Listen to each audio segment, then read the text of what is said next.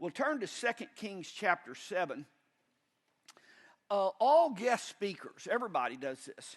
You find the best sermon that you've preached in the last 6 months and you take on the road with you. And that's why a guest speaker is always good. Dear Lord, it ought to be. He's preached that everywhere he's been. So guest speakers are always good. I'm going to do something a little different today. It occurred to me as I've been working on what I want to share for about 3 or 4 weeks now, because it's about our new year. I haven't preached this. You know what? I'm going to try this out in Missouri, because I don't care if you like it or not. I'm fixing to get in the car and leave. See, it needs to be good where I live, because then people talk about me to my face. I live there. So I don't know why I always bring a good sermon up here to preach. I'm fixing to pull one off this morning. I don't know if it's going to fly or not. If it flies, listen to our Hot Springs podcast next week, because I'm preaching this baby again if it's good. So we'll just leave it at that. I love coming here. I really enjoy it because it's such a faith builder and it's encouragement. To me, no one can see their kids grow. That's why, I don't know if y'all ever did this, but you put a little line in a door facing on the house and you put a date. Why you do that? Because you can't see growth, because you're there every day. And then you come back in 6 months, oh, look. And so everybody in the family can see growth because we mark it on the thing. Well, I don't see growth. I don't see us doing a whole lot in Hot Springs, but I come up here, and it's been several months since, oh my goodness, look at the worship, look at what's happening, look at the people, look at the lives, look at the folks locking arms. And so it excites me because I can come up here and see growth. I just want to encourage you today, there's a lot happening right here. Now you don't know it because you're here every day and you're getting kind of tired of hearing Ashley, but let me just tell you, what's happening here is really good. It's really, really good, and there's a lot of growth, a lot of maturity, a lot of good things happening. I appreciate what's happening here. My goodness, I don't know, Mel, I've known you 20 years, 25 years. And I listened to her podcast, listened to the sermon last week on no apologies, and I had to call her. I said, my goodness, what a word. Wow, I hear ministries all over the country. And I just had to call Mel. I said, Mel, my goodness. Well, that's growth. That's maturity. We're going somewhere. We're moving ahead. And clearly, obviously, you don't know this. I get it. God's hand's on this ministry. God's hand is powerfully on this school, on this church, on all that's taken place here, on all the events that we hold here, all the Monday night classes that we have. God's doing big things here. And God's footprint is obviously here in this ministry. And you need to know that, and you need to remember that, because very soon, if it hadn't already happened just last week, you're not going to agree with the decision Ashley made. That's just going to happen.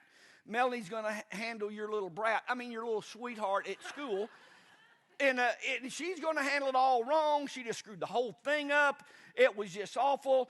Chapman's going to deal with your kid in a way it should have never happened. I get all that. There's going to be some girls that had a party and they didn't invite you. And heart's broken for you. I just hate that. Here's what you need to know. God's doing something here and I ain't leaving. All that's just part of life.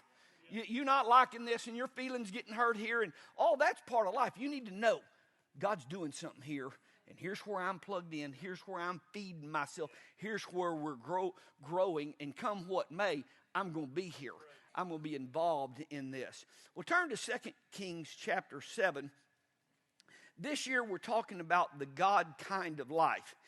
And in doing so, we're going to be exposing the pagan life. That's what Mel did here, was it last week? In doing that, we expose the pagan life. I want to learn what to think, what to do, and I want to learn what not to think and what not to do. And the reason that we are so after this theme this year is because, it's very simple, there is a kind of life that brings life, peace, joy. It just works. And there is a kind of life that eventually, I don't care how fun it is, eventually It's going to kill, steal. It's going to destroy. Your whole life is going to unravel. And I didn't say that because I read it. I've watched that happen for 50 years. I will watch that happen. You can look around the people that you know, and you can see those pursuing the God kind of life, those that aren't, and watch the end result of that in 20 years. I've told you 2 times now to turn to 2 Kings chapter 7. If you're not there, it's over in the old part. Chapter 7, it's really weird. It just falls right in there between 6 and 8. That's just where you're going to find chapter 7. So after the 3rd time I've mentioned this, if you don't have it, give up. I'll read it to you. Mark your little deal there if you've got a nice Bible that has these things. And mark your deal because we're going to stay here for the whole 2-hour sermon today. It's going to be right here in this passage. Verse 3, chapter 7. Now there were 4 men with leprosy sitting at the entrance of the city gates. Why should we sit here waiting to die? The title of today's message is, let's don't sit here. Let's don't sit here.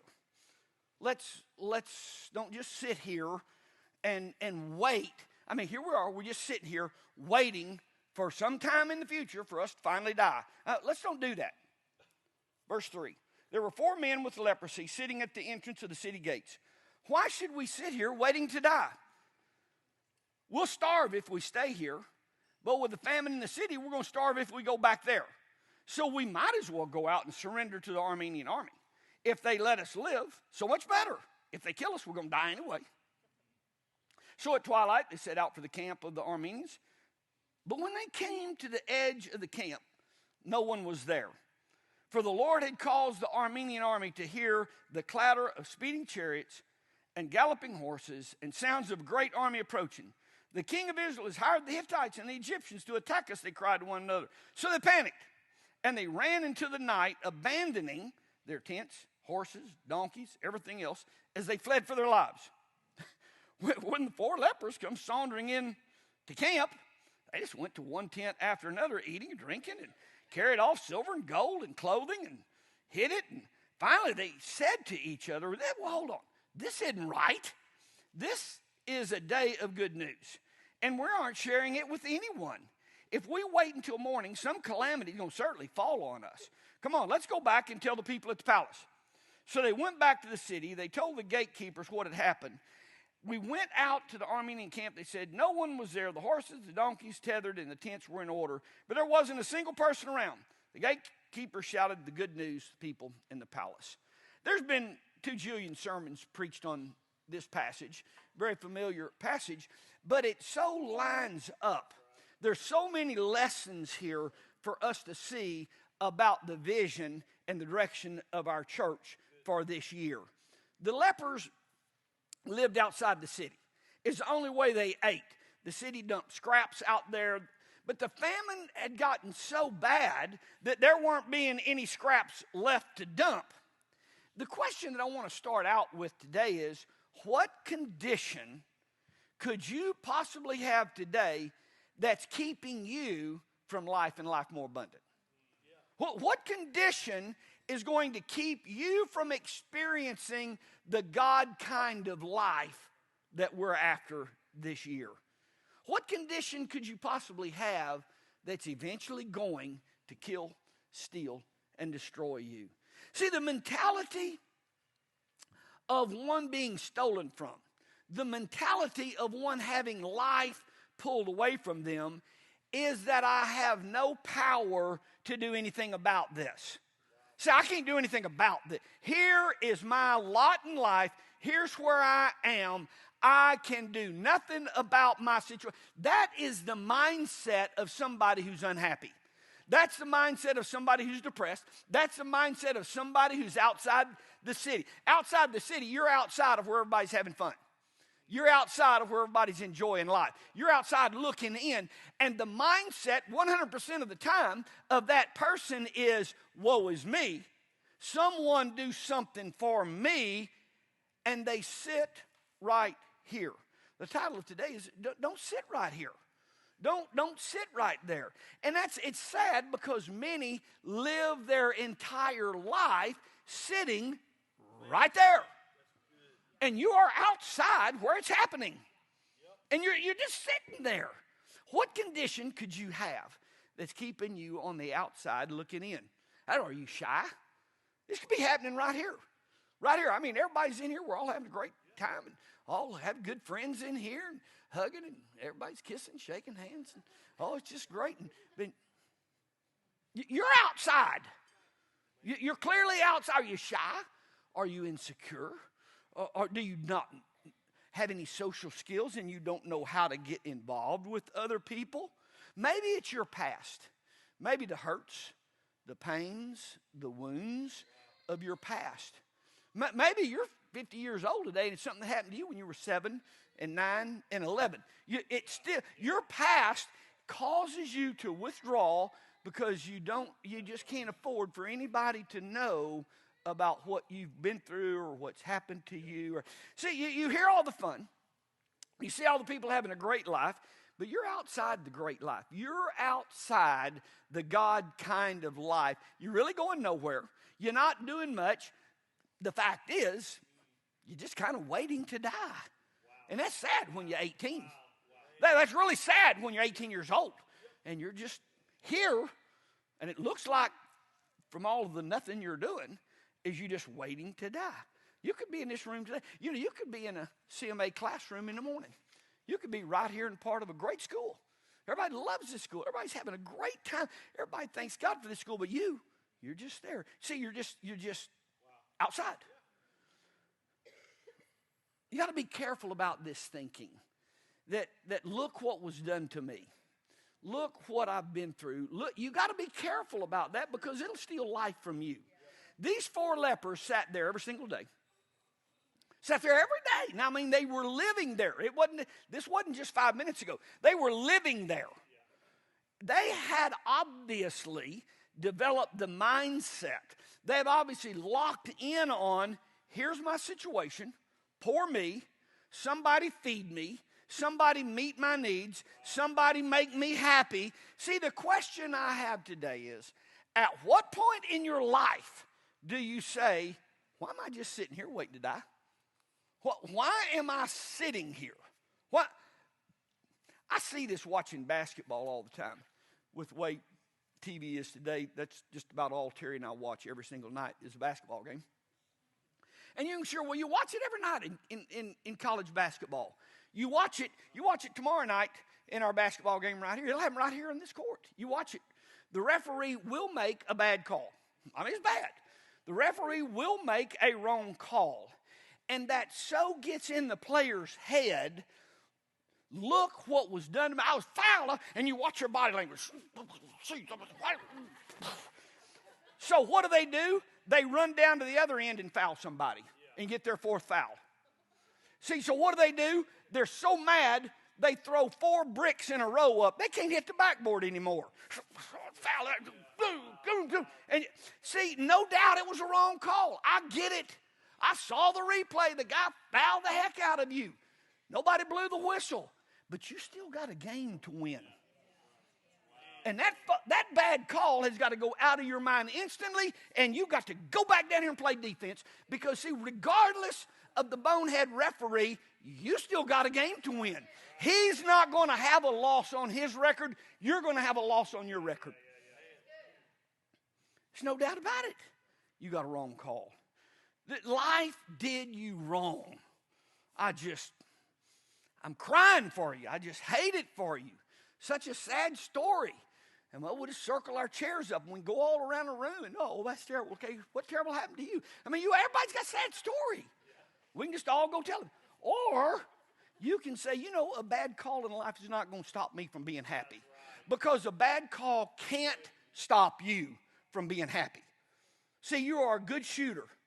Go hit the basket. Go shoot. Go make the point. That bad call can't alter your next shot unless you let it. See, the title today is, I don't know if I mentioned this, don't sit here. See, don't sit here. It's past time you throw away that old violin. Because I just want to ask people, aren't you tired of playing it? Because I'm really tired of hearing it. Same old song, poor me. Somebody do something for me. And I think that's why we have so many counseling centers. I just can keep changing one so I can tell somebody new about what happened to me. At some point, when do you get sick and tired of being sick and tired? How long will you sit here and let this self-pity, my mom, my dad never came to any of my ball games. I was just terrible. I hate your dad didn't see you play ball. You were so good. Bad marriage, somebody do, my wife, anger, what she said about me. What condition is keeping you outside the city? What condition is killing, stealing, and destroying from you today? The title today is, if I hadn't mentioned this, don't just sit here. Don't just sit here. You're not a victim. Your unhappiness is not your mom's fault. All you young people, your unhappiness is not your dad's fault. Your unhappiness is not the referee's fault. Your unhappiness is not your wife's fault. Don't sit here, because this year we're going to live a God kind of life. That's what we're fixing to do here. And I don't want to see anybody that's a member of this church sit outside that city and miss living the God kind of life like the rest of us are going to live. 2 Kings chapter 7. The thought always, if I get up and go do something, it might not work. Oh, what if I die? What if they kill us? The thought instantly is, if I go try out for the play, they may not give me the part. See, what if I go get involved and they don't want me? What if I apply for the job and I get rejected? See, that thought hits us. Okay, we're going to get up and go do something. First thought, what if? What if? And I love what it says in verse 4. I'm dying right here. You're unhappy right here, so what more could make you more unhappy? See, you're not happy now, so if you go and apply for the job and they don't hire you, you're already unhappy anyway. How long will we sit here and what's not working? The way you talk to your wife is not working, and you just keep doing it day after day after day. Never has worked. Never has worked. Come on, how long will we sit here? I'm not in a happy place right now. Well, get up and get yourself involved with people who are happy. Get up and get hooked, get connected. See, get up and get yourself somewhere that happiness can come to you. See, there's food over there, and I'm not going to sit here. There's fun over there. I'm going to go get involved. See, there's something happening. I'm going to be a part of that. See, we're having a ball game here tomorrow night. I don't know one person playing, but there's going to be a lot of cheering, a lot of hollering, and I'm going to go down there and get involved in that thing. I'm going to take my shirt off and write Stallions across my chest. I'm not going to sit here in my house being depressed. I'm going to go get where there's a lot of yelling and a lot of hollering and a lot of... I'm going to go. Come on. Now watch this. Verse 5. At twilight, they set out. Now, here's what I want you to see. Here, verse 6. For the Lord caused. Now, here's the main point of this whole deal. As long as you sit there, the Lord didn't do nothing. Now let this verse 6 soak into you. When did the Lord cause? The Lord caused it when you got tired of sitting there and said, I'm going to make a change in my life. If you will decide, I'm going to make a change in my life, then the Lord will start lining things up for you and making a path for you. The doors will start opening. But see, the doors are all closed because you're sitting there. Now, you want the Lord to start opening doors, and get up.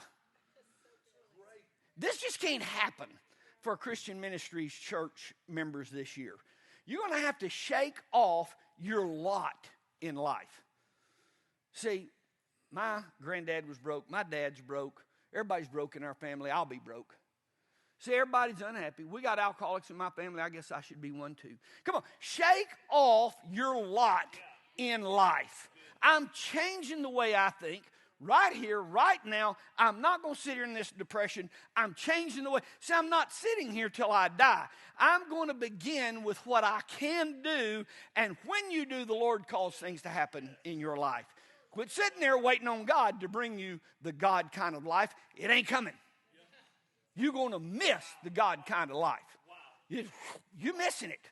You're going to have to get up from where you're sitting and say, I'm going to have the God kind of life this year in my home and in my family. See, elementary was fun. A fun time. But you got in junior high and you weren't very good at sports. And so you kind of drew into a shell. And all of a sudden you didn't really fit in with the popular. I don't know who's popular in the 7th grade. They all need braces. But anyway, but you didn't get in with the in crowd. And so then it started your life outside the city. Right there in the 7th and 8th grade. See, you had a great time in high school. Boy, you were just the star. I mean, you had a high school year of all high school years. Then you got out and you went to work and you came home. Then you got up and went to work and you came home. And you got up and went to work. And then at 18, the thought hit you, I'm going to do this the rest of my life. Just get up and go to work and come home and get up. And so all of a sudden, you draw away into this little depressive shell, and you quit coming on Monday nights to the ball games. See, you quit getting, okay, let me get involved. You got married, and then you got bills and responsibility. What happened? You just eased outside the city gates and just set up camp out there. Verse 5, verse 6, verse 7, look at this. When the lepers got up, God got involved. The title of today's message is Don't Just Sit Here. Now, I want to caution you. Your condition moves you outside. And before you know it, 1 week turns into 1 month, turns into a year, and now you've got a lifestyle of living outside the city. You've withdrawn, and you just stay at home, and so now first thing you know, you're 25, then you're 30, and then first thing you know, you're 35, and then first thing you know, you've lived your whole life outside the city, just waiting to die. You're just stuck there while there's a land that's flowing with milk and honey. Wow. Stop this victim thinking. You got to stop it. It's going to be a great year for Christian Ministries Church, but it's going to take work. And here's what I want to talk to you about today. It's going to take work. Oh, whoa, the God kind of life. Pastor, I'm so excited about the theme this year. We're fixing to find out if you are, because it's going to take work. It's going to take a lot of work. It's not going to be delivered to you. See, God delivered his people from slavery in Egypt. God delivered us from our slavery to sin. But just as he told them now, you're going to have to fight if you're going to live in that land flowing with milk and honey. If we're going to walk in the God kind of life, we're going to have to fight for it. You know, the fairy tales, I think, shaped us as kids growing up. They rode off on a horse and lived happily ever after. And that's just a lie. I have horses. That scene, the boy and the girl riding down the beach, she's holding on. I mean, they're just riding down the beach and the waves are crashing, the sun's going down. And happily, that's all a lie. Somebody got to be down there with a horse trailer. Somebody's going to have to unsaddle the dumb thing. Somebody's going to have to go home and clean the stall. Somebody got to get water, and when it's frozen solid, you're going to have to bust the water in it. See, somebody's going to have to shoe it. Somebody's going to have to worm it. Somebody's going to have to doctor the dumb thing. Somebody's going to float its teeth. I mean, see, I love riding a horse. That's what I do. But you need to know it's only in the movie that you ride off into happily ever after. See, that's only in the movies, and that's a lie. Somehow we got this mentality that I'm just going to live the God kind of life because Pastor said we are. You can't sit right where you are and enjoy this. Yeah, that's not going to happen. If your home's going to be fun, then you can't sit where you are. You're going to have to make it fun. If your marriage is going to be great, you can't sit where you are. You're going to have to make a great marriage. If your life is going to be full, then you're going to have to get up and make it full. If you're going to have a lot of friends, then you're going to have to get up and be friendly to a lot of people. I can't teach a message without giving some 1, 2, 3s on how to do it. I always like to, as a teacher, I'm going to give you 4 steps today. Now, I like to do that. For those who are really bored right now, you can know when I get to 3, I'm almost done. See, so then you can start getting your purse and getting everything ready to go, and we're about done. Well, we got 4 to go. We're just starting number 1, okay? Write these down. Number 1, throw the violin away. We're tired of hearing it. Verse 5 through 11, when you get up and you get involved in making a change, then you're going to find there's nobody keeping you from a blessed life. There's not anybody keeping you from being happy. Not anybody. But you ain't going to do it until you get up. You're going to have to get up. Quit sitting there. Throw that old violin away. We've got all kinds of things going on right here in this church. We can volunteer to be a substitute teacher. Anytime some teacher volunteer, I'll come down there. You call me. I can be down there. Volunteer to substitute. Come help and clean the place. Come on, Pastor Ashley, I'll go visit people. There's somebody that's just having, I'll go cook for them. I'll take food down here. I'll take food on Monday to somebody. I'll go help clean church on Tuesday. So give me a list of people that need something. I'll go meet that need. So get involved. Sign up for the greeting team. Sign up for the security team. Sign up for your turn to work in the coffee shop. Well, I could take a guitar lesson, learn how to play, and then come up here and give Rob a break, for crying out loud. Go learn to play the guitar. See, whatever is going on, you get up and do something about getting involved. Drive a van. Hey, how I can help. Come to the game and just be a fan. I mean, just come and be a support. See, when is the last time you drove your neighbor to their doctor's appointment? Everybody here has got somebody that lives by themselves in your neighborhood, in your area. When do you ever just knock on the door and say, anytime you need to go to the doctor, you call me? See, are you involved in giving and being part of life? What's keeping you this year from the God kind of life? You just keep sitting there. This year's going to be work. It's an exciting theme. Oh, that was neat. Ashley sent me a picture. That sign out on the front, out here as you walk in, the God kind of life. And I thought, we'll see. That's fun hanging the sign. Oh, I love our theme pastor. Okay, well, we'll see. Are you tired of playing that violin? Or are you going to have the God kind of life? Number two, 2 Corinthians tells us to take every thought captive. Now, in the Greek, that word means every. You know, people like to know what the Greek word is. Well, it means every. 2 Kings chapter 7, verse 3 and 4, the first thing that had to happen for those 4 lepers is they had to take the thoughts captive that had kept them sitting there day after day after day. So whatever thoughts they had that kept them sitting, and obviously your thoughts cause you to do what you do. So obviously their thoughts kept them sitting there, the Bible says, day after day. So the first thing that had to happen is they're going to have to take these thoughts captive. You're sitting where you are because of what you've been thinking about yourself, about your condition, about the other girls in high school, about your school, about your job loss, about your boss, about your situation. See, this leprosy has me and there's nothing I can do. You're sitting where you are because of what you've been thinking about others, about what they think of you, what they will think I'm intolerant, I'm unloving, I'm outdated, I'm old-fashioned. It's our thinking. It's our thinking that's got us outside the city. I just heard this last week. I thought this was classic. At 20 years old, you're worried sick about what others think about you. At 40 years old, you get real cocky. Pride and arrogance take over. You don't care what anybody thinks of you. I don't care what I don't live my life. I don't care what other people think about me. Then at 60, it's a neat deal. You find out nobody's ever really been thinking about you. Not nobody's thought about you. I don't care what they think. They ain't thinking about you. They could care a flying flip about you. So I thought that was funny. No one really thought anything about the lepers outside the gate. They're in here doing their deal.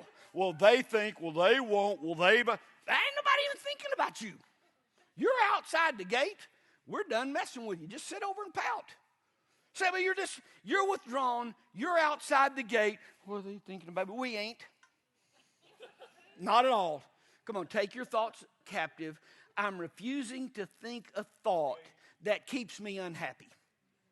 I'm not going to think a thought that keeps me jerked up. See, there's not one single place in the Bible do we read anything about what was done to you. You don't read anything in the Bible about what happened in your mother's womb that made it now impossible for you to be happy. There's no place in the Bible that says how to deal with the fact your dad didn't come watch you play basketball. You don't read about a place where the referee made a bad call. My boss doesn't appreciate me. Here, the point of 2024 is those are not God kind of thoughts. And if you continue to think thoughts that are not the God kind of thoughts, then you won't join us in living the God kind of life. Number one, throw away the violin. Number two, take every thought captive. Excitement is building because I'm headed into number three.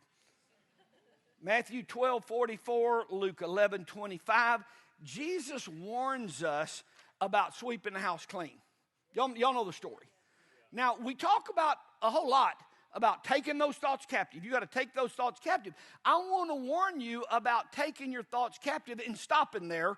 Number three is Philippians 4:8. Think on these things. So I want to warn you about taking every thought captive and not putting these thoughts. You got the list. Whatever is excellent, whatever is worthy of praise, whatever is honorable, whatever is true, whatever is right. See, you can't clean the house if you're not going to put something back in the house. You check. There's a list. Philippians chapter 4, verse 8. Y'all know the list. That list you can put in your mind, and every thought you have, you check it with that list. Is this thought excellent? Is this thought a good thought? See, you got to check. Okay, it doesn't line up with the God kind of thought. See, I want the God kind of life. Then it's going to be important that I think the God kind of thoughts. Now, this is a daily battle.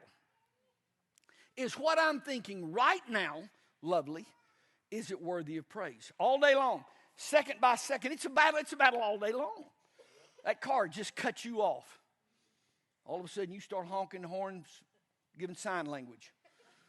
Come on, don't. The guy in front of you, the light turned green and he's texting. Okay, is that what you want to do right now? I love this. My doctor's appointment was at 2. So I get there at 1:45. At 3:15, I'm still sitting there. Does he not think my time is important to me as his time is to him? I'm going to get up and I'm going to go. Here's this little girl he just hired last week. She don't know nothing about this. But I'm fixing to chew her out about the doctor's schedule. It's boss. He can't go back there. You get off your rear and see this man. I mean, what is she going to go back there and do? But I'm fixing to give her an earful. So all these thoughts, I've had all I can tell you. I tell you what you do. You call me when he has time to see me, because I've been sitting here an hour and a half and I ain't sitting here. Okay, hold on. Let me get my checklist. Why I'm telling you this is because those thoughts you're having aren't going to give you the God kind of life. Now, you can storm out of there. I suggest you slam the door. Maybe kick a chair going down the hall. That will really help you live the God kind of life. So you're going to walk out, you're going to have a knot in your stomach, back of your neck. Well, it's going to ruin the next 3 or 4 hours of your life until you finally decide, if I could have sat there another 5 minutes, I probably could have had this behind me. You drive across town to get something. I don't know why this is just my lot in life. The shelves are crammed full, and there's a vacancy right here on the one item that I needed. 3 rows of shelves slam full, and there's a hole right here. And the other day, I just stood at that hole. Words were coming to me that I didn't know I remembered. And I'm looking for me somebody in that little blue vest. What the heck? Okay, hold on. Is the thoughts I'm having, staring at this hole, going to produce the God kind of afternoon? See, that's why I'm just telling you. We're all excited about our theme. We just think it's great. We're all on board. We're so excited about the sign out front. Whew. It's going to be rough. It's going to take a lot of work if you're going to join in with us. And this is the home, the marriage, the life, the heart. If that's the God kind of life, it's going to take work. It's going to take work. I decided to be happy today. I decided to be blessed today. I decided to live the God kind of life. So here's what I got to think. This last week I was having lunch with a young man And he said, Tim, I need you to help me. I live so stressed out. I was the wrong guy to tell that to. Really? He said, I just get so stressed out. I said, what could you possibly have to be stressed over? You ain't married. You don't have no kids. You have a nice pickup. You got a house. You got food. You got money. You do whatever. You just come up with what you could be stressed over and tell me. He's got this blank look on his face. I said, seriously, what could you, come on, what did anybody walk in the snow here? You rode here in a car, got the dang heated seat, heated your rear end while you drove up here. I'm just so stressed. You don't know what stress is. Anybody in here hadn't eaten in the last 3 days? Come on, when you start getting all stressed, I'm just so stressed. Okay, let's just hold on. I got a house. I got a car. I got a great church. Do you realize you could make one phone call and you could have 50 people at your house and probably 15? Any one of you in here can make one phone call and you have 50 people at your house and they'll be breaking the speed limit getting there. One phone call. Not everybody in the world can say that. What do you possibly have to be stressed about? What do you possibly have to be jerked up about? Come on, let's live the God kind of life, and I'm refusing all of these thoughts to get me jerked up. Romans chapter 12, verse 2. Don't copy the behavior and the customs of this world, but let God transform you into a new person. Now watch this. Let God transform you into a new person by changing the way you think. All right. Number 4. This year, to live a new kind of life, we're going to have to become a new person by changing the way we think. Now, I want you to watch this change that takes place. Chapter 7, verse 9. Hold on. This is not right. Wait a minute. See, a change in the way they think took place in verse 9. Oh, hold on. This is not right. We aren't sharing this with anyone. Let's go tell other people. See, they became a changed person in the way they think. Verse 9, these lepers moved in their thinking from thinking only about themselves and their leprosy to they had a change and said, we got to go think about somebody else. You know, there's people back there that's hungry. There's people back there that's thirsty. See, they hadn't thought the first thought about anybody but themselves for all of it. It said day after day after day, they sat outside the city. Why are you outside the city? It's because you think about nobody but yourself. This is hard. And boy, we are in an era in history that, dear Lord, we think about nobody but me. Nobody. Do you ever think about the other girls in school and how they may be hurt? Do you ever think about anybody but yourself? My feelings, my drives? While you're a jerk and you're sitting in the classroom and they pull you into the office. Here's the deal with Chapman. Chapman wanted to be a worldwide speaker, a personal pilot, flying them all over the nation, speaking, and people hanging on every word. That's what he wanted to be. He never dreamed of sitting in one of those little rooms over there with your sorry rear end. Dealing with your stinking attitude, and now he's in, and you're sort of. Do you ever think about what? I wonder what Chapman's thinking right now. I wonder, is this fun for him? I wonder, is this the joy of his day? No. All you do, he said, and I'm too. I'm not having any fun here either, bud. See, but there is no thought about anybody else. I'm going to tell you what you do. They didn't treat your little sweetie precious right. You come down here and you get up in Mel's face and you give her an ear. You think she wants that? I didn't want to be here. dumb place. God called me here. He brought me and assigned me. Do you think I chose, what I'd like to do is come down and deal with your spoiled little kid? Now, that's not the joy of her life. But why don't you think about how this is going to affect Mel before you drive down here and get out of that car and I'm going to go. See, if we're going to have the God kind of life, we're going to have to think about somebody besides ourselves. See, a total change took place in those lepers' thinking because day after day after day, they sat outside the city gates and thought about nobody but themselves. But what turned in their life is when they started thinking about, wait, how would this affect my mom? I wonder how this would affect my dad. If I do this, if I acted like that, if I decided to do this, how would that make my dad? You know, my dad sacrificed a lot for me. I wonder how that would make him feel if I come out of the closet with this big announcement. I wonder how that's going to make my mom feel. Does anybody think about anybody who says, well, I want to do right now? Does anybody think about what effect would my actions have on my church? Well, I'm out here in this community. Everybody knows where I go to school.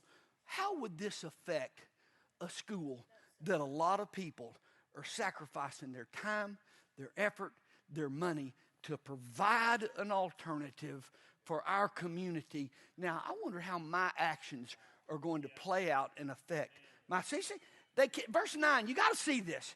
They came to themselves and they said there are other people to consider. I get it. You're depressed today. Well, I hate that for you, but what about your wife? I hate that for you, but what about the coworkers that's got to put up with you moping around? I hate that for you, but what about your church? What about your children? See, there's other people. I hate the fact that you got a headache. That's just terrible. I hate headaches, and I hate you got one, but what does that have to do with your husband? What does that have to do with your children? What does that have to do with your family? I hate that. See, you had a traumatic childhood. That is heartbreaking. But what about meeting the needs of your husband? Well, what about, come on, I'm just asking, you're sitting outside, nobody here. What are you doing to make CMA a better school? What are you doing to make Christian Ministries a better church? Jesus came, now listen to this, that we might have life and life more abundant. Now hold on. What did that just say? It said you might not. Don't run life and life. See, we get to the life and the life more abundant. We don't get to the might not. See, you might have it, but what that tells me is you might not. Wow. You just, see, Jesus has done his part. Wow. He's done his part. Yep. The God kind of life has been paved for you to have. Yes. That has been done, and that's been established. Now, number one, throw away that old violin. Number two, take every thought captive. Number three, think on these things. And number four, move your thinking from yourself to others. And this year is going to be a great year for Christian Ministries Church. Don't just sit up. Don't just sit here. You get up and have the God kind of life. Ho, y'all stand with me.